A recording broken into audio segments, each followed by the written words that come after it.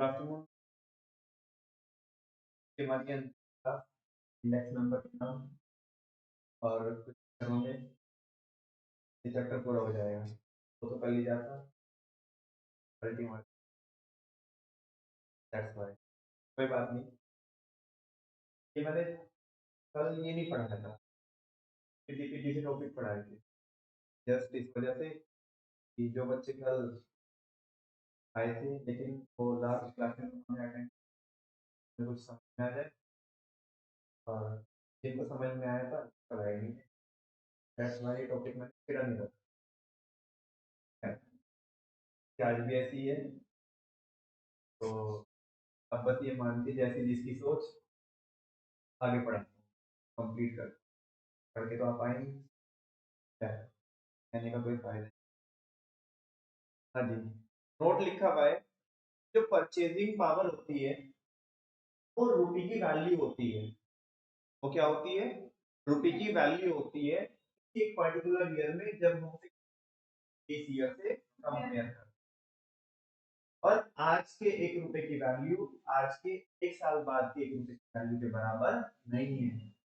या अगर मैं बात करूं कि आज के एक रुपए की वैल्यू जो हो चुका है जो जा चुका है पिछले साल के एक रुपए के वैल्यू के बराबर नहीं है।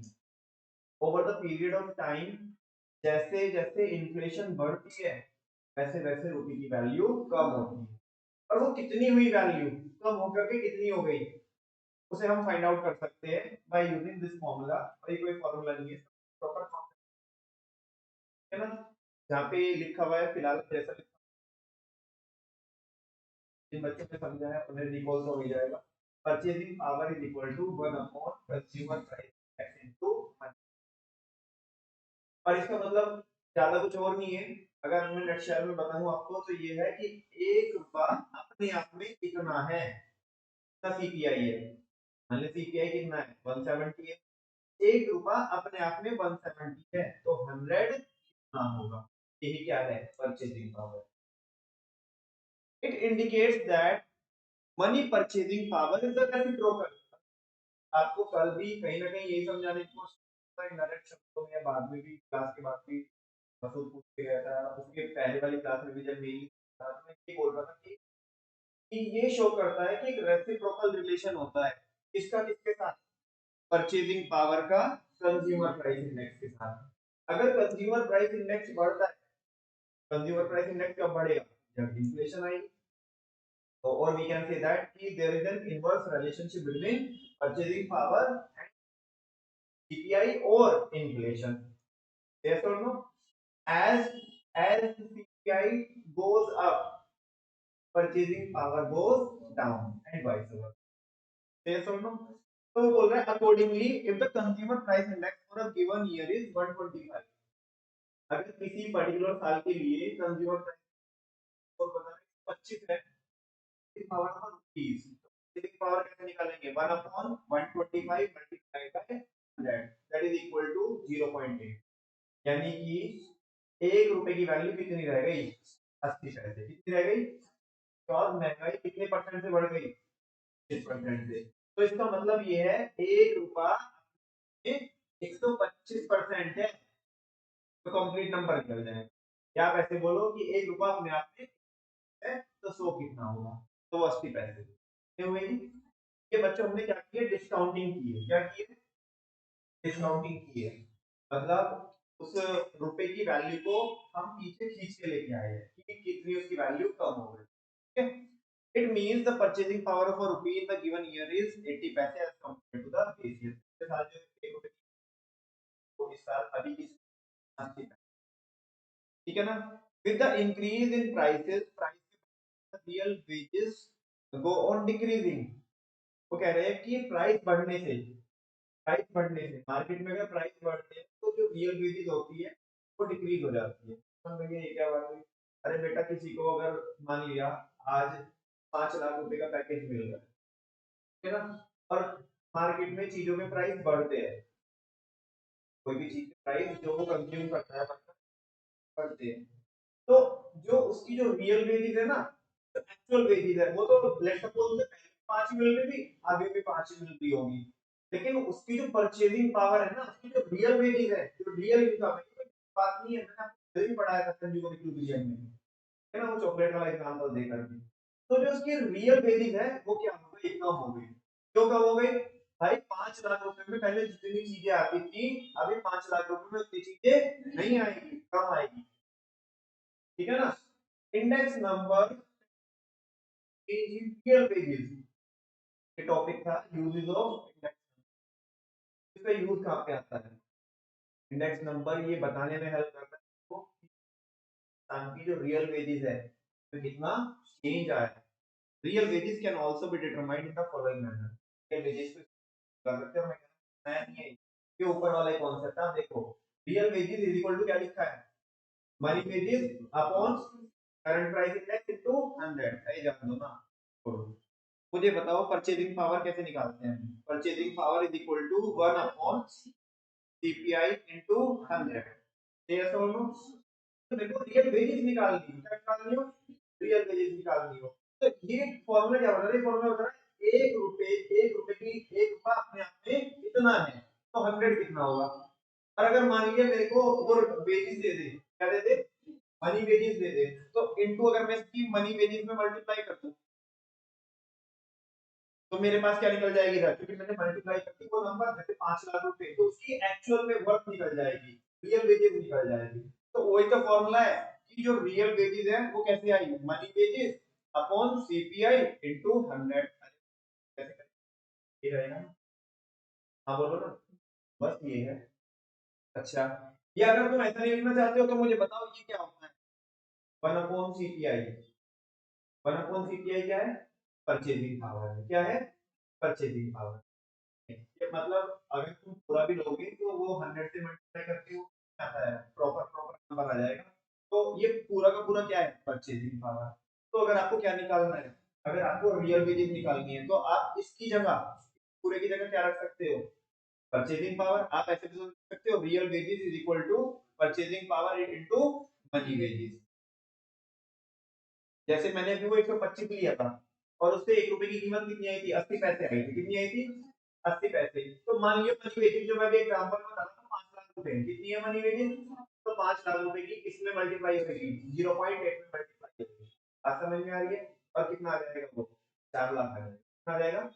यानी कि जो पिछले साल 5 लाख रुपए थे उन कीमत आज कितनी हो गई? 7 लाख। कितनी हो गई? परसेंट ही रह गई भाई, क्योंकि 25% से महंगाई बढ़ गई। 25% से महंगाई बढ़ गई तो रुपए की कीमत जो 5 लाख रुपए थी उनकी एक्चुअल में बहुत कितनी बढ़ गई? यानी कि जो पिछले साल में जितना सामान आता था ना, आज 5 लाख रुपए में उतना सामान आएगा, बिकॉज महंगाई बढ़ चुकी है 25। बात समझ में?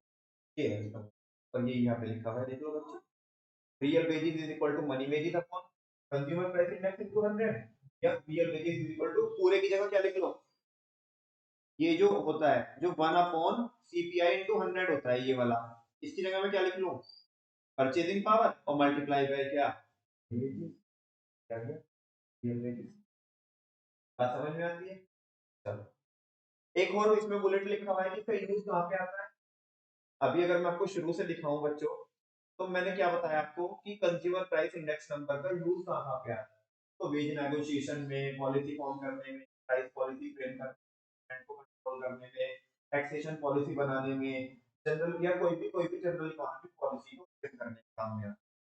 नेक्स्ट है गवर्नमेंट ये सेट कर पाती है, बिजनेस यूनिट सेट कर पाती है कि ये इतना रखना है, तो वो चीज या बोनस वगैरह या वो चीज है। सीपीआई को हम यूज करते हैं परचेजिंग पावर को मेजर करने के लिए। ये सारा डिस्कशन किया जो मैंने आपको बताया। फिर ये बोल रहा है इससे रियल वेजेस में पता चल जाएगा। क्या पता चल जाएगी?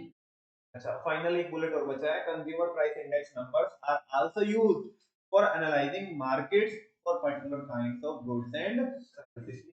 मार्केट का भी एनालिसिस कर सकते हैं, किसी पर्टिकुलर गुड या किसी पर्टिकुलर सर्विस मार्केट क्या चल रही है, कैसे चल रही है, उसमें ट्रेंड वगैरह क्या चल रही है, प्राइस अपवर्ड ट्रेंड में है या डाउनवर्ड ट्रेंड में है या zigzag मैनर में, तो करंट प्राइस, सॉरी, आप प्राइस इंडेक्स नंबर कंज्यूमर से वो भी पता लगा सकते हैं।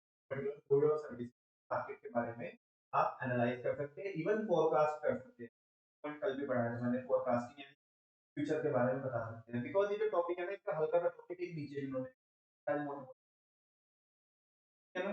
उसके बाद बच्चों एक हमारा 5 स्टार क्वेश्चन हिंदी का क्वेश्चन लग रहा होगा जहाँ पे आपने इतने बड़े बड़े क्वेश्चन सॉल्व किए, लेकिन ये छोटा सा क्वेश्चन बहुत अच्छा है, ध्यान से सुनना बच्चों। क्वेश्चन नंबर 13, पहले मैं जरा देख लूंगा। During a certain period the cost of living index goes up from 110 to 200।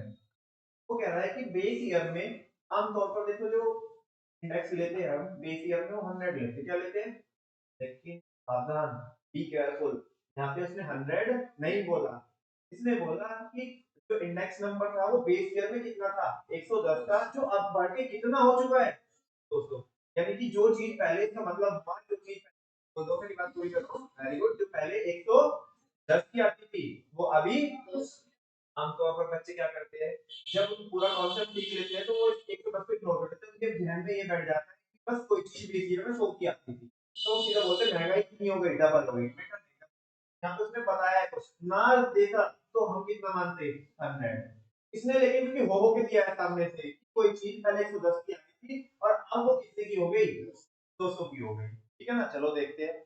And the daily wages of a worker पर ऑन द बेस, क्योंकि सारे बच्चों को पता है देखो महंगाई बढ़ रही है, साफ साफ तौर पे दिख ही रहा है, जाहिर है वो तो कि 10 से कितना हो गई 200, तो कहते हैं कि जो वेजेस है डेली वेजेस है, रियल वेजेस की बात नहीं कर रहा है, तो डेली वेजेस माने जो मनी वेजेस है, तो कहते हैं कि मनी वेजेस भी एक वर्कर की बढ़ाई गई, और वो कितने पहले अगर वो कितने कमा रहा था 80 रुपए कमा रहा था, तो अब कितने कमाने लगा, फिर बढ़ा करके उसकी सैलरी या डेली की जो वेजेस है वो कितनी कर दी 125 कर दी।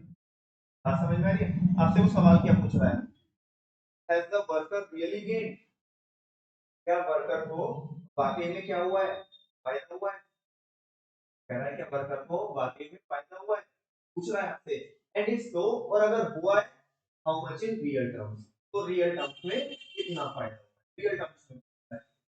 ऐसे नहीं पूछ, ऐसे नहीं बताने का नमन भैया पहले 80 थी अब 125 हो गई तो 45 का फायदा हुआ उसको, ना ना ना बेटा रियल टर्म्स में बताना है, किसमें बताना है, रियल टर्म्स। चलो पहले डेटा में क्या दिया है, आप पता नहीं कैसे सोल्व करोगे, पहले जो डेटा दिया हुआ है वो लिख लेते हैं क्या, और फिर उसने पूछा क्या है फिर आराम आराम से वो सॉल्व करेंगे बहुत अच्छे से।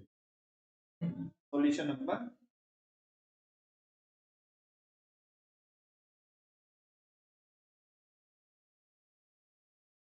गिवन क्या है बच्चों,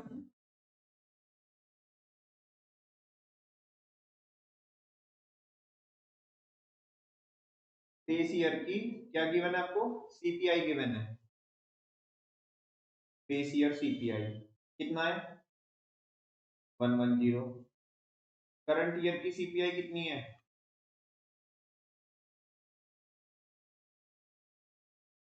200, है ना। बेस ईयर की वेजेस कितनी है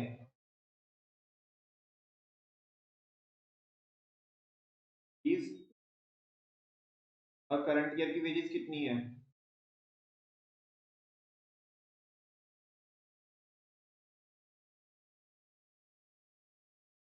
125। बात समझ में आ रही है आपको, हाँ जी। जब महंगाई सारे बच्चे देखिए, जब महंगाई 110 रुपए से कितनी हुई है, जो इंडेक्स जैसे 110 से 200 पहुंच रहा है, तो कायदे से आप मुझे बताओ जो बेस ईयर की वेजेस थी वो भी उसी के हिसाब से ग्रो करनी चाहिए थी, करनी चाहिए थी कि नहीं करनी चाहिए थी, यानी कि अगर हम ये बोले कि जो बेस ईयर में जो 80 रुपीज जो क्या थी वैल्यू थी, जो उसकी वेजेस थी, वो अपने आप में कितनी थी 110, कितनी थी समझ में आ गई ना, वो अपने तो नहीं थी बेटा, कितनी थी 110 थी, तो आज की टर्म्स में निकाल सकते हैं कि आज की टर्म्स में कितनी होनी चाहिए, मल्टीप्लाई बाय कितना कर देंगे 200, 80 रुपए अपने आप में 110 थे, तो 200 कितने होंगे, मतलब 200 से कि आज की टर्म्स में वो 80 कितने हो जाने चाहिए, तो देखते हैं। चलो यहाँ पे सॉल्व करते हैं बच्चों, कैलकुलेट करते हैं।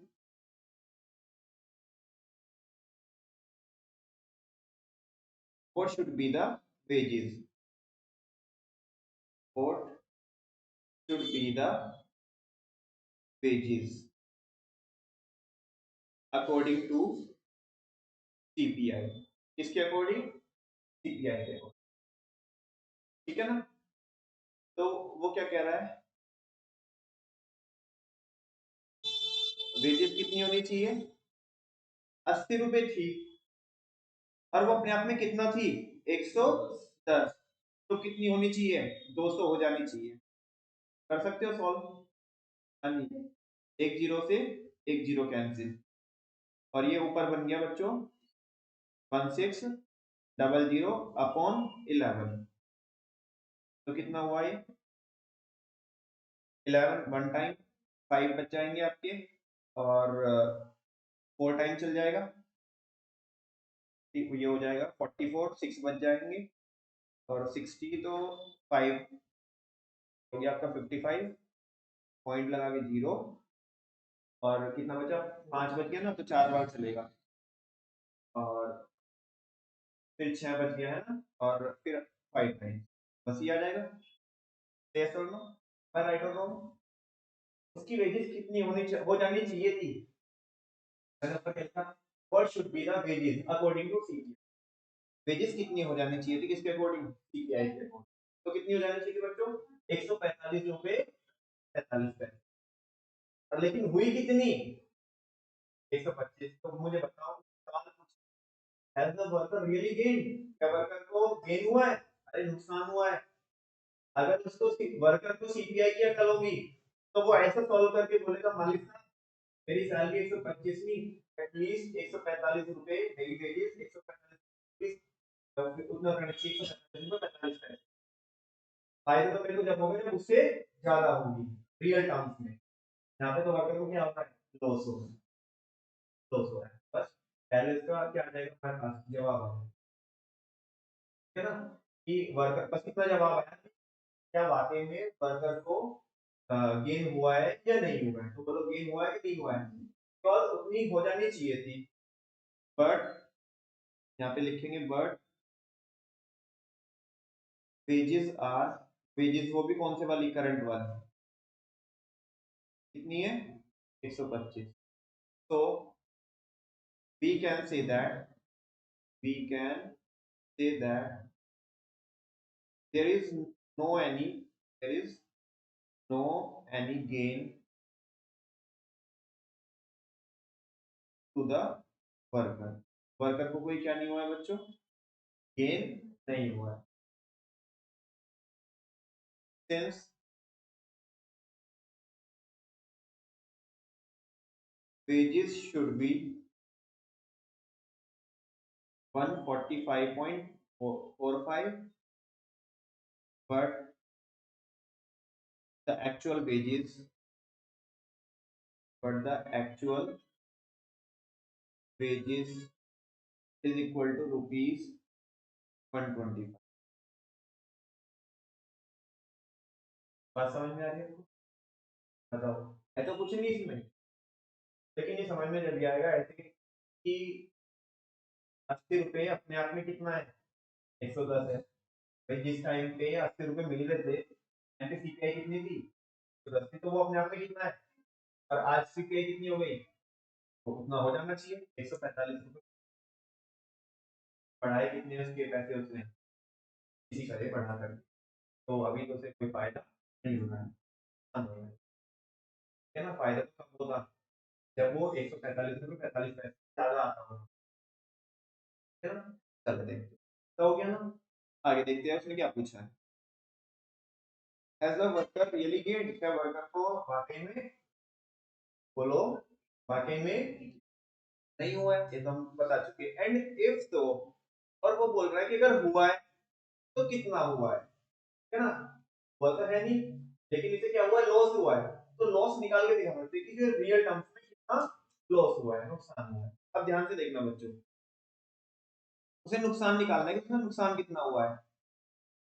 उसे कितना मिल रहा है? 125 मिल रहा है।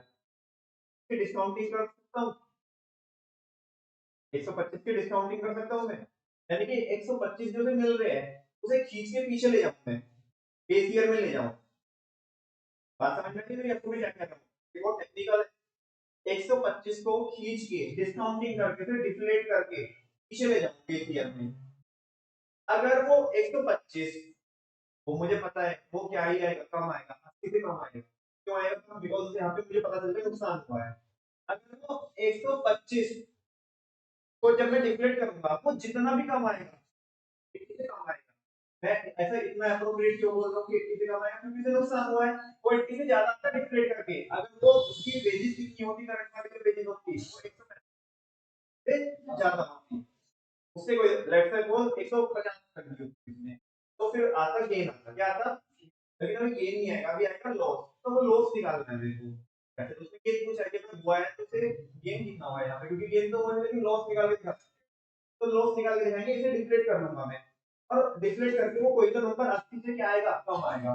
और यानी कि कहने का मतलब ये है कि जब मैं वो निकालूंगा कि 125 रुपए को डिस्काउंट को पीछे बैक लेके जाऊंगा, तो 80 से जो कम आया वो क्या बता रहा होगा कि जो आज के 125 रुपए है वो बेस ईयर में, मतलब अगर हम इसे देखें कैलकुलेट करें, तो जो उस टाइम पे 80 रुपए थी ना, उसकी कीमत आज कोई समथिंग अराउंड ऐसा, लेट्स सपोज मैं नंबर ले लेता हूं, लेट्स सपोज वो 70 आएगी, कितनी आएगी? तो वो ये डिक्टेट करेगा कि 80 जो उस टाइम पे 80 रुपए थे और आज भले ही 125 कर दी हो, आज 125 रुपए की वैल्यू कितनी है, किसके बराबर है? पिछले साल के 70 रुपए के बराबर है। किसके बराबर है? तो पहले ही अच्छा था, पहले से कितने मिल रहे थे? 80 मिल रहे थे, और आज भले ही 125 मिल रहे हो, देखने में तो तुम्हें लग रहा है 125 मिल रहे हैं, लेकिन 125 की अगर कीमत निकालें हम परचेजिंग पावर के अकॉर्डिंग, तो कितनी है? 70 रुपए। लेट्स सपोज जो आएगा तो जो भी एप्रोप्रिएट आएगा, तो एक्चुअल में उस केस में मैं क्या बोलूंगा कि वर्कर रियल टर्म्स में, ठीक है ना? चलो वो करते हैं। नाउ पहले समझना बच्चों, बाद में नोट कर। Now current wages is equal to rupees कितना है? 125, है ना? करंट वेजेस कितनी है? 125। बात समझ में आ रही है? अच्छा, ये जो करंट वेजेस है, ये करंट वेजेस जो 125 की जो करंट वेजेस है, ये आज अपने आप में कितनी है? Very good. ये कितनी है? अपने आप में 200 है ना, और इसे हमें पिछले साल में लेके जानी है, बेसियर में लेके जाना है, तो कितना होना चाहिए थे? तो ये अपने आप में 200 है। बच्चों जो आपने ये लाइन बोली है ना, ये बहुत सिंपल लाइन नहीं है, बड़े बड़े चक्कर खा जाते हैं। तो आपने लाइन बोली कि अपने आप में कितनी है? 200 है, ठीक है ना? और हमें इसे ले जानी किस पे है? 110 पे, वापस से बैक ले जानी है हमें। चलो सॉल्व करते हैं। एक जीरो से एक जीरो कैंसिल, और ये 4 टाइम्स, और ये आपका 2, और हाँ जी, ये बन गया ना बच्चों? 25 की 11 में करेंगे तो 270 डिवाइड बाय 4, और ये कितना आया हमारा? हाँ, 6 टाइम चल जाएगा ना, 4 6 जा 24, 3 बच गया 35, और 8, फिर 3 बच गया, और पॉइंट लगा के जीरो उतार लिया हमने, और 7 टाइम्स चलेगा, और फिर 5 टाइम्स चलेगा, है ना? बाद में वो बच जाएगा ना, 2 बचेगा। तो इसकी वैल्यू कितनी आई? 68 रुपीज। यानी कि जो 125 125 रुपए है, उन 125 रुपए की कीमत कितनी है? भले 125 है, वो देखने में 125 लग रहे हैं, लेकिन रियल टर्म्स में उनकी वैल्यू कितनी है? इसे हमने डिस्काउंट कर लिया बेटे, रियल वेजेस है। करंट वेजेस तो 125 थी, यहाँ पे हमने निकाली रियल वेजेस। अब मुझे बताओ, ये 68 रुपए 75 पैसे ये भी बेस ईयर के, अग्रीमा 68 रुपए 75 पैसे, 68 रुपीज 75 पैसे बेस ईयर के, और 80 भी किसके थे? बेस ईयर के। दोनों एक ही टाइम पीरियड के हैं या नहीं है? दोनों का कंपैरिजन पॉसिबल है क्या? नहीं है। 125 का और 80 का कंपैरिजन नहीं हो सकता, बिकॉज़ वो अलग अलग टाइम फ्रेम की क्या है? टाइम है। अब ये 68 रुपए 75 पैसे को मैं डिस्काउंट करके लिया है, जो आज के 125 है, उनकी वैल्यू कितनी है एक्चुअल में? रियली में वैल्यू 68 रुपीज 75 पैसे, और उस टाइम पे तो मिल कितने रहे थे? 80, है ना? तो नुकसान नहीं हुआ। कितने का नुकसान हुआ बताना? हाँ जी, 11 रुपए 25 पैसे का नुकसान हुआ है रियल टर्म्स में। बात समझ में आ रही है? और ये तो हम पहले, मैं बोल रहा हूँ ना बच्चों कि हमने पहले ही निकाल लिया कि इसे नुकसान हुआ है। नुकसान हुआ है तो ही तो ये नंबर कितने से कम आया? 80 से कम आया। और तुम करके देखो, एक काम करो, चलो मैं अपने मन से सिनेरियो बना के दे रहा हूँ। जैसे हमने ये सॉल्व किया ना कि लेट्स सपोज इसकी जो वेरिएंस थी वो 160 कर दी होती, कितनी कर दी होती 160। तो पहले मुझे बताओ, सुनो सारे बच्चे मेरे यहाँ पे देखो, मेरे पास की वेरिएंस कितनी कर दी होती 160। पहले वाले सवाल में गेन हुआ है, हाँ जी हुआ है, क्योंकि होनी कितनी चाहिए थी 145.45 है ना, और हुई कितनी उसकी, तो गेन हुआ।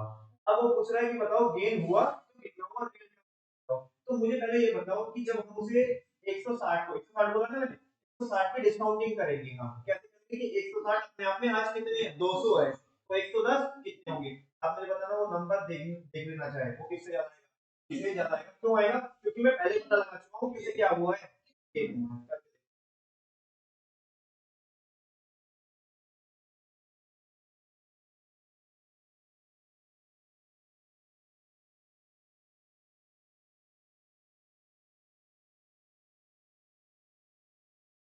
कितना है 88, 80 से ज्यादा है ना, तो इस केस में क्या कह रहे हैं कि वर्कर को क्या हुआ है 8 रुपए का रियल में गेन हुआ है।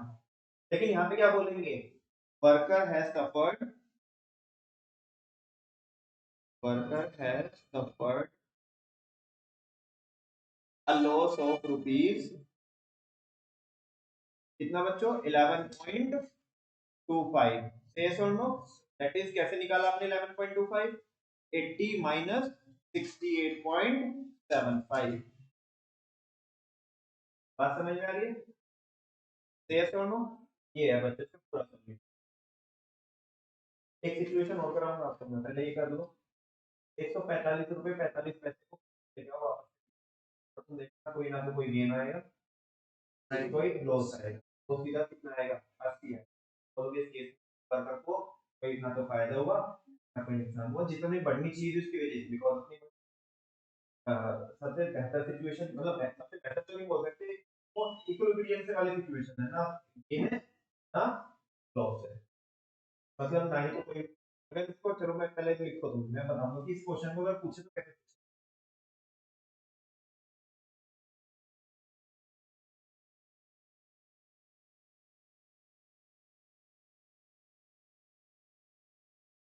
अगर बच्चों वो आपसे ये पूछे कि तुम एक ऐसा नंबर बताओ पर करके हमें मालिक को कितनी मेहनत कर देनी चाहिए कि ना ही तो किसी पार्टी को फायदा हो ना ही किसी भी पार्टी को नुकसान हो, बस दोनों की बात रह जाए, तो महंगाई का इम्पैक्ट आया बस उतनी बेइज्जत करनी है, ना ही तो किसी को फायदा हो ना ही किसी को नुकसान। आंसर क्या होगा भाई, 145.45, क्योंकि उस पे ना तो किसी को फायदा होगा ना किसी को नुकसान, बेइज्जत कर देनी है ना। 145.45 की डिस्काउंटिंग करो कि 145.45 अपने आप में कितना है, अरे वही उल्टा कर दे तो वही तो आएगा, उसी को तो हमने इन्फ्लेट करके बोले कि आया, और जब वापस से तो क्या करेंगे क्रॉस करेंगे है ना, तो वापस से खींच के ले जाएंगे पीछे, तो कितने आएगा 80 आ जाएगा, है ना। तो अदरवाइज तो सब बच्चों को पता है, देखो बोल रहा हूँ ये जो है ना, हमने क्या किया 80 को इन्फ्लेट करके कितना लेके आए 145.45, जब 145.45 को वापस से डिफलेट करके कि ये अपने आप में कितना है, वो उसका उल्टा, ये अपने आप में 200 है, वो तो नीचे आ जाएगा, तो 110 कितना होगा, तो बेस ईयर में चला जाएगा, तो वापस से कितना आएगा 80 आ जाएगा। देखो करके देखो।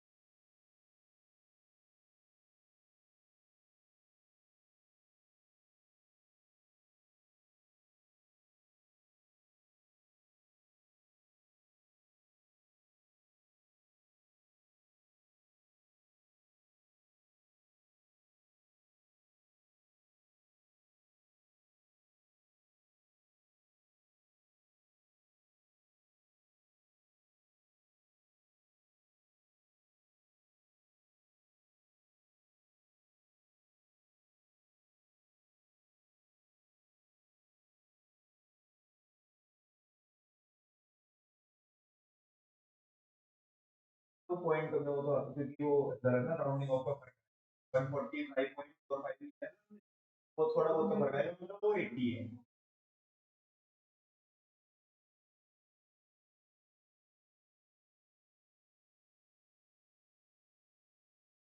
क्वेश्चन समझ में आया? देखा क्वेश्चन, सीधा क्वेश्चन। चलो एक बार मैं तुम्हें शुरू से दिखा देता हूँ, पर देख लो जिन बच्चों। फिर एक सवाल आपके मन में आ रहा होगा, किससे पूछा। चलो हम देते हैं। पहले ये देखो, ये कर लिया आपने यहाँ पे, यहाँ पे भी ऐसे करना होगा तो बता देना। वर्कर को दोनों सवाल के जवाब दे दिए कि एक तो फायदा हुआ है, नहीं हुआ है फायदा, और फिर उसने पूछा फायदा कितना हुआ, फायदा तो नहीं हुआ लेकिन लॉस बता दिया कि लॉस कितना हुआ। और अगर वो ऐसे पूछता कि फायदा कितना, क्वेश्चन को मॉडिफाई किया आप चाहे तो इसी क्वेश्चन सिचुएशन बना लेना कि केस सेकंड में पेज 160 है, तो फिर बताओ फायदा हुआ कि नहीं हुआ। हाँ फायदा हुआ, और कितना हुआ, मैं वो डिस्काउंट करके बैक करके 88 ले गया था ना, तो 8 का फायदा हुआ, 8 रुपए का। अच्छा, अब एक जो भी आपके मन में मतलब जो मुझे लगता है कि सवाल आना चाहिए, तुम बोलोगे ना मन भैया तुमने रियल वेजेस निकाली, क्या निकाली है? हम भैया दोस्त है, आपने रियल वेजेस निकाली तो वो बोला कि जो मनी वेजेस है आपकी 125 डिवाइडेड बाय सीपीआई समझ में आता है। उधर फॉर्मूला में तो आपने इनटू 100 किया था, और यहाँ पे तो आपने 110 ले लिया। हम तो गुड फेथ में हम यहाँ पे 100 ही करते हैं ना, आपने तो उधर तो 100 पढ़ाया और इधर क्या बोला, इधर 110 ले दिया, तो हमें तो दिक्कत हो गई ना। बोलो ना, मैं कहता हूँ क्वेश्चन भगवान है ना, क्वेश्चन के सामने मत्था टेको, वो भगवान है। उसने बोला, जब उसने होमो के सामने से बोला कि 100 नहीं है, बेस ईयर में जो प्राइस इंडेक्स था वो 110 था, वो आपसे ये पूछना चाहता है कि 125 अगर अपने आप में 200 है तो तुम 100 मत बताओ, तो नॉर्मल जिंदगी में 100 निकालते हैं, 100 कितना है, वो कह रहा है वो खुद हो के बता रहा है कि 110। अभी कंफ्यूज नहीं हो रहा कि यहाँ पे लिख लेना इसकी रीजनिंग। आधे बच्चे क्या करेंगे बाद में जब इसको देखेंगे इस क्वेश्चन को, तो तुम्हें देखेंगे कि नोट्स में तो कितना लिखा है, 100 लिखा है कि मल्टीप्लाई बाय 100 करते हैं, यहाँ पे जब करने की बारी आई है तो कितना किया है, 110 किया। अरे बेटा क्वेश्चन में खुद हो के बोला है कि 125 अपने आप में 200 है, तो तुम कितना निकालो, 110 निकालो। इसी के साथ साथ मेरे को जो भी बोलना था इस क्वेश्चन रिगार्डिंग मैं बोल चुका हूँ। ठीक है जी। अब इसमें चाहे तो इसमें पहले फॉर्मूला लिख लेना तो प्रॉपर, मैंने इसकी प्रेजेंटेशन बता दी कैसे करनी है आपको, सजा के जैसे भी लिखना है आपको, फॉर्मूला लिख करके बराबर की, जैसे यहाँ पे करंट वेजेस है, now we have to find the real wages. और रियल वेजेस इक्वल टू क्या होता है, money wages upon CPI into base year price index लिखना है। यहाँ पे 100 तो लिखते हैं लेकिन यहाँ पे लिखना बेस ईयर प्राइस इंडेक्स। जब तुम ऐसा लिखोगे तो तुम्हें पता पड़ जाएगा, एकदम से क्लिक करेगी कि हाँ यार बेस ईयर का प्राइस इंडेक्स तो कितना है, 110 है। नॉर्मल जिंदगी में अगर कुछ नहीं दिया दिया होगा तो 100 से करते हैं, लेकिन अभी क्योंकि 110 दिया तो ठीक है ना। ये हो गया बच्चों, और इस चैप्टर के आपके सारे क्वेश्चंस क्या हो गए, कंप्लीट हो गए। क्वेश्चन नंबर ये रहा 13, ये हो गया हमारा। कल मैंने पढ़ा दिया था आपको इंडेक्स ऑफ इंडस्ट्रियल प्रोडक्शन, आप कल की क्लास देख सकते हैं। इंडेक्स ऑफ इंडस्ट्रियल प्रोडक्शन क्या होता है कि इंडस्ट्रियल प्रोडक्शन में कितना चीज आया है, तो फिर तुमने वो तो पढ़ाया था क्वांटिटी इंडेक्स नंबर, बस वो बताएगा कि क्वांटिटी इंडेक्स ऑफ प्रोडक्शन में क्या करते हो। वो सारी इंडस्ट्रीज को इकट्ठा करके लेते हैं कि कई सारी इंडस्ट्रीज के आउटपुट में कितना चेंज आया है, इकट्ठा करके जब कई सारी इंडस्ट्रीज लेते हैं तो आप निकालते हैं इंडेक्स ऑफ इंडस्ट्रियल प्रोडक्शन। तो जब इंडिविजुअल किसी एक इंडस्ट्री की या एक फर्म का प्रोडक्शन कितना चेंज आया वो हम देख रहे होते हैं, तो वो करते हैं क्वांटिटी इंडेक्स नंबर से। तुम बोलोगे इंडेक्स ऑफ इंडस्ट्रियल प्रोडक्शन क्या मतलब होता है, इससे एक मतलब कि देश के जो क्रूशियल सेक्टर है, जो मेन सेक्टर है, उनके प्रोडक्शन में कितना चेंज आया है, जिससे कि हम ये पता लगा सके कि देश का जो प्रोडक्शन है वो बढ़ रहा है या घट रहा है। ये वो चीज होती है। अब देखो आम तौर पर हम क्या लेते हैं बच्चों, यहाँ पे ये एबीसीडी क्या लेते हैं, कमोडिटी लेते हैं। आप ऊपर देख रहे हो कि कमोडिटी नहीं है, इंडस्ट्री, जैसे फार्मा इंडस्ट्री हो गई, रेडीमेड गारमेंट्स हो गई, इलेक्ट्रिकल अप्लायंसेस हो गई, फर्नीचर हो गई, है ना, आपका एफएमसीजी सेक्टर हो गया, तो इस तरह की इंडस्ट्री अलग अलग प्रोडक्शन कैसे करते हैं। यहाँ पे बस एक चीज का ख्याल रखना, कुछ नहीं है ये आप देख रहे होंगे कि ये हम कैसे निकालते हैं, जो वो करते हैं ना weighted average of price relative निकालते हैं, क्या निकालते हैं, बस ये वेटेड एवरेज किसका है, क्वांटिटी का है। यहाँ पे क्वांटिटी का हमने रिलेटिव निकाला है, क्या निकाला है, बस एक चीज का और ख्याल रखना है, ऊपर वाले शरत कैसे, वहां पे तो हम क्या करते हैं वेट निकालते हैं, है ना, वहां पे क्या करते हैं कैसे निकालते हैं, मतलब P0 into Q0 करके वेट निकालते हैं। इसमें जब इंडेक्स ऑफ इंडस्ट्रियल प्रोडक्शन के बारे में बताता है तो वो आपको बेस निकालने जो वेट दोगे ना वो वेट निकालने नहीं बोलता, वो ऑलरेडी दे के रखेगा, तो सीधा क्या करना है मल्टीप्लाई करना है Q1 upon Q0 को 100 निकालना है सबका, उसकी वेट दे के रखेगा, वेट की मल्टीप्लाई करनी है तो वहां पे निकाल लेना है Q1 upon Q0 into 100 into W और उससे सिग्मा करके और वेट का टोटल करके डिवाइड कर देना है। टैक्स ऑफ इंडस्ट्रियल प्रोडक्शन कल कराया था मैंने, ये हो जाएगा। फिर मैंने एक क्वेश्चन भी कराया था, ये भी हो गया था बच्चों, 60 पॉइंट कराया था। और फिर एक टॉपिक और क्या था कितनी सा, होलसेल प्राइस इंडेक्स, ये भी सुना हुआ है इसका नाम। होलसेल प्राइस इंडेक्स नंबर क्या बताता है आपको देश के अंदर इन्फ्लेशन कितनी आई है ना। और ये इसमें हम ऐसी कमोडिटीज को लेते हैं जो इनकी डीलिंग किस में होती है बच्चों, होलसेल में होती है, बल्क में डीलिंग होती है। ऐसे इसमें देखो जो जब हम कंज्यूमर प्राइस इंडेक्स निकालते हैं तो उसमें हमारी बास्केट में होती है ना, जो हम अपनी डेली लाइफ में क्या करते हैं यूज करते हैं, इसमें कैसे कुछ लेते हैं कि होलसेल में होती है ना। इसमें पिज्जा बर्गर नहीं लेते, इसमें ऐसी क्वांटिटी आइटम्स लेते हैं जिनकी मतलब होलसेल में क्या होती है। जैसे कल भी बोला था मैं आपको कि पिज्जा बर्गर होलसेल में नहीं बिकते, लगा दो पैसा तो बर्गर लगा दो, मैं वहां पे बेचता हूँ, वहां पे ले जाके बेच लेंगे, ऐसे कोई ना होता नॉर्मल में करता है क्वांटिटी प्रोडक्शन भी लेता है। लेकिन व्हीट राइस है ना या पैडी बोल सकते हो आप, बाकी जो और जो कौन है जो प्रोडक्ट होते हैं जैसे पोटैटो, तो ये सबकी होलसेलिंग होती है, क्या होती है पल्सेस हो गई पल्सेस, तो इनको लेकर के क्या निकालते हैं हम होलसेल प्राइस इंडेक्स निकालते हैं। बाकी तुम्हें बेस आइडिया तो पता ही होगा कि है ना, जस्ट मैं ऊपर ऊपर से बता रहा हूँ आपको।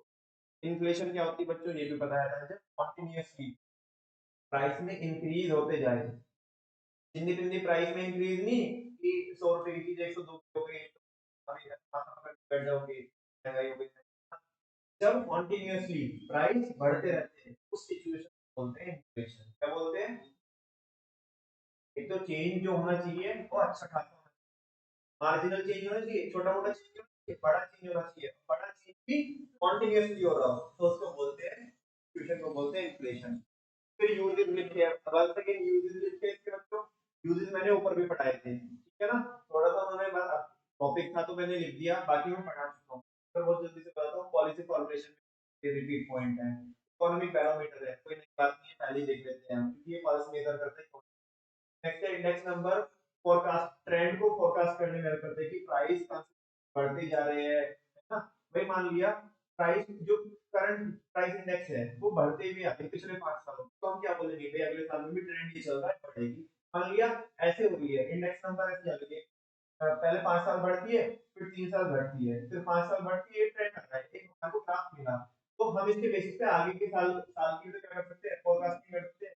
मान लिया 5 साल बढ़ी 3 साल घटी, फिर 5 साल बढ़ी फिर 3 साल घटी, अब क्या हुआ 1 साल निकल गया उसमें से है ना, उसमें बढ़ी, तो हम क्या बोलेंगे आगे आने वाले 4 साल में भी इंडेक्स नंबर बढ़े क्योंकि ट्रेंड चल रहा है, क्या चल रहा है, तो इसको फोरकास्टिंग कर सकते हैं, हम कंपेयर मेजर कर सकते हैं चेंज क्या हुआ वो मेजर कर सकते हैं, और एक कंपनी से दूसरी कंपनी के बीच में, एक साल से दूसरे साल के बीच में, एक कंट्री से दूसरी कंट्री के बीच में कंपेयर कर सकते हैं। और ये देखो अब वापस से इसे मैंने बोला था कि होल्ड पे कर लेना, अभी तो बता दिया कि इंडेक्स नंबर परचेजिंग पावर को मेजर करने में क्या करता है, एक रुपए तक कितनी है ना। जैसे मैंने बोला कि वो इंडेक्स नंबर 100 से 125 हो गया तो 1 रुपए की कीमत बताओ, तो 1 रुपए की कीमत 80 पैसे रह गई, कितनी रह गई, तो इससे वाकई में उसकी परचेजिंग पावर पता चल गई। नेक्स्ट है index number help in depleting various variable, उसी बात को रिपीट कर रहा है दूसरे शब्दों में बोल रहा है, कह रहे अलग अलग चीजों को डिप्लीट करने में, डिप्लीट मतलब डिस्काउंट करने में, बेस ईयर में खींच के लाने में क्या करता है, जैसे अभी किया ना हमने, तो हम कर रहे थे 125 को खींच के किस पे लेके आए, बेस ईयर पे लेके आए, है ना, वो कितना है 68 पॉइंट, उस प्रोसेस को बोलते हैं कि डिस्काउंटिंग करना या किसी भी वेरिएबल को क्या करना डिप्लीट करना, ठीक है ना, उसकी उसकी औकात पे लेके आना कि एक्चुअल में उसकी वर्थ कितनी, उसकी औकात कितनी है, उसकी इज्जत कितनी है, पैसा, ठीक है ना। लिमिटेशन कल पढ़ाए थे, लिमिटेशन क्या थे बच्चों, एक तो इसमें ये है जो इंडेक्स नंबर है वो ना किसी सिंगल आइटम का इंडेक्स नंबर नहीं बताता, तो जो इंडेक्स नंबर होता है वो किसी सिंगल आइटम का नहीं, कमोडिटी का नहीं होता, वो इकट्ठा करके होता है। इसका होता है, मैंने एग्जांपल क्या दिया था कि वीट के रेट कितने हो गए, 20 से 22 रुपए हो गए, 20 रुपए 22 रुपए किलो। जब तो वीट के रेट में कितना चेंजेस आया, तो 2%, 2 रुपए, 2 रुपए बोले तो कितना परसेंट, 10%। 20 रुपए पे 2 रुपए कितना होता है, 10% होता है। वीट के रेट कितने बढ़े करीबन 10% बढ़े हैं। इंडेक्स नंबर एक कमोडिटी का तो होता नहीं, इंडेक्स नंबर तो 5 से 10 कमोडिटीज होती है जो हमारी यूसेज में आती है। मान लो इंडेक्स नंबर कितना है, 130 है, कितना है 130। इंडेक्स नंबर का 130 होने का मतलब क्या है, हाँ 30% से क्या हो गई, इन्फ्लेशन हो गई। जो बंदा वीट बेचता है उसको जाके बेच, उसको जाके ऐसे बताना है अंकल अंकल 30% से इन्फ्लेशन हो गई, 30% से इन्फ्लेशन आगे पार्ट मारेगा, 30% से इन्फ्लेशन, हाउ इन्फ्लेशन 30% से, 20 रुपए किलो तो बिक रहे थे पहले गेहूं, बिक रहे हैं। तो कौन से स्कूल में पढ़ता तू, किसके पास पढ़ता है, ऐसा बोलेंगे अंकल, बोलेंगे नहीं बोलेंगे, कितने कितने की हुई महंगाई, कितने की हुई, तो फिर नहीं भाई महंगाई हुई, हमें का झूठ झूठ में से क्यों बोल रहा है 30% महंगाई हुई है। नहीं नहीं अंकल मैंने तो बिल्कुल सही कैलकुलेशन करी, क्लास में 130 इंडेक्स नंबर निकला। ये तो तुम्हारी गलती नहीं है, यही तो कमी है किसकी, प्राइस इंडेक्स की, कि प्राइस इंडेक्स किसी पर्टिकुलर कमोडिटी के लिए नहीं निकलता, बहुत सारी कमोडिटी के लिए निकालते हैं और उसका एवरेज इम्पैक्ट निकलता है। क्या निकलता है, एवरेज इम्पैक्ट। तो उसे पर्टिकुलर कमोडिटी से रिलेट नहीं कर सकते। अरे बेटा किसी के प्राइस 35% से बढ़े हैं, किसी के 25% बढ़े हैं, किसी के 5% से, किसी के 10% से, उनका एवरेज कितना आया 30%। बात समझ में आ रही है ना, तो वो एवरेज ही तो बता रही है, क्या बता रही है, बहुत सारों का एवरेज करके चेंज का एवरेज बता रही है, तो उसे पर्टिकुलर से रिलेट नहीं कर सकते। अरे एग्जांपल जो मैंने कल भी दिया था आपको पहले भी पढ़ाते वक्त, हमने बोला कि नदी की ओनर एवरेज गहराई कितनी है, 4 फीट है जी, कितनी है, बच्चा सोचा मेरी हाइट कितनी है, 5 फीट है, तो कूद गया और डूब गया। क्यों, हमने तो बोला था कि उसका मीन कितना है, 4 फीट है, लेकिन नालायक को जहाँ पे कूदा वहां पे 8 फीट थी, डूब गया। तो हमारी कोई गलती है, ये तो मीन की लिमिटेशन है ना, कि मीन कहीं पे वो हाइट ज्यादा थी, कहीं पे ऐसा भी था 1.5 फीट भी थी गहराई, लेकिन नालायक को गलती से उसकी 32 पर थी, 1.5 फीट का कूदा नहीं, 9 फीट में 9 फीट में डूब गया। अब हमारी कोई नहीं गलती है, ये तो मीन की लिमिटेशन है, ऐसे बच्चों इसकी लिमिटेशन है। दूसरा क्या है, एक इसमें क्या नहीं रहती है, एक्यूरेसी नहीं रहती। क्या नहीं रहती है, एक्यूरेसी नहीं रहती। क्यों नहीं एक्यूरेसी रहती, तो हम दुनिया जहां के सारे प्रोडक्ट लेते हैं, भारत में लाखों करोड़ों प्रोडक्ट है, सबको कंसीडर करके फिर तो एक जिंदगी तो कम पड़ जाएगी, ऐसे नंबर ही निकालते हैं। हाँ, कोई ऊपर वाला भी पूछे क्या किया, अगर इंडेक्स नंबर निकालते थे 20 निकाल देते थे, ठीक है, निकले आंसर नहीं आ पाया। लाखों करोड़ों प्रोडक्ट होते हैं, हाँ एक्सेल से तो पॉसिबल है, अगर एक्सेल शीट से निकालोगे तो उससे तो पॉसिबल है। हाँ जी, तो इससे दुनिया जहान के प्रोडक्ट होते हैं भाई, जब हम प्राइस इंडेक्स निकालते हैं सबको कंसीडर नहीं करते, उसको ही कंसीडर करते हैं, उन्हीं के बेसिस पे सबका अंदाजा लगाते हैं, है ना। वो एक मान लिया प्रोडक्ट जिसको तुमने काउंट भी नहीं किया इंडेक्स नंबर निकालते वक्त, उसको लिया, उसका डेटा ही नहीं लिया तुमने, और ये भी बोल रहे कि इसमें महंगाई कितनी है, वो भी कह रहा है पागल, ये लिया तो है नहीं, मेरे बारे में बता रहा है कितनी महंगाई हुई है, तो वो चीज है। तो दूसरा पॉइंट वो है। तीसरा है, ये किसको किसको इग्नोर करता है इंडेक्स नंबर, क्वालिटेटिव चेंजेस को क्या करता है, इग्नोर करता है। कौन एक्सप्लेन करेगा, केवल क्वांटिटेटिव करता है, बोलो, रिपीट करा रहा हूँ यार। हाँ जी, क्या एग्जांपल मैंने कल किसका एग्जांपल दिया था, एग्जांपल दिया था कि अगर मान लिया मैं पिछले साल से इस साल क्या बढ़ा दूं, फीस बढ़ा दूं, है ना, और फीस बढ़ाई मैंने इसलिए क्योंकि मैंने फैसिलिटीज क्या की है, एनहांस की है ना। तो बच्चे तो केवल क्या देखेंगे, अच्छा चलो नमन भैया की फीस का क्या निकालते हैं, सीपीआई निकालते हैं, क्या सीपीआई निकालते हैं, अबे सीपीआई निकाल के ये तो बता दो कि कितना परसेंट चेंज आया है, लेकिन सीपीआई आपको इस बात का जवाब नहीं दे पाएगा क्वालिटी भी क्या की है, एनहांस की है। क्रिटिकल का एग्जांपल लेना कि नहीं लिया था कल, है ना, 300 वाला प्रोडक्ट पहले बेच रहे थे, फिर शिकायत आई, अब वो अच्छे वाला लेके आए तो 350 का बेचने लगे, कस्टमर आके उल्टी सीधी बोल रहा है कि 300 का लूट लगा रखी है, ये कर रखा है, वो कर रखा है, 300 वाला अब 350 का बेचने लगे। अबे चुप हो जा बिल्कुल, है ना। वो जो 300 वाला था वो अलग क्वालिटी थी, क्या हमने बोला कि कैसे बोल रहा है, ऐसे क्यों बोल रहा है, तू तो उल्टा सीधा बोल रहा है कि बढ़ा दिया, ये कर दिया, वो कर दिया, हमने भी पढ़ी है सीपीआई। अरे हम भी तो पढ़ के आए थे सीपीआई। सीपीआई का बस क्वांटिटेटिव एस्पेक्ट पढ़ के आया, क्वालिटेटिव तो जवाब नहीं देता, वो तो फालतू में बोल अभी, है ना, बिल्कुल चुप हो जा। क्वालिटी बढ़ाई है, क्या बढ़ाई है, इंडेक्स नंबर इसका जवाब नहीं, तो ये लिमिटेशन है। एक साथ साथ बोलो भारत माता की वंदे मातरम। हाँ जी, पूछिए क्वेश्चन। तो बंदर को दो सर। अच्छा भैया, मौसम जो चल रहा है इसमें पूछा था, है ना। Thank you very much. कल इसका बच्चों क्या करेंगे, हम रिवीजन करेंगे, है ना।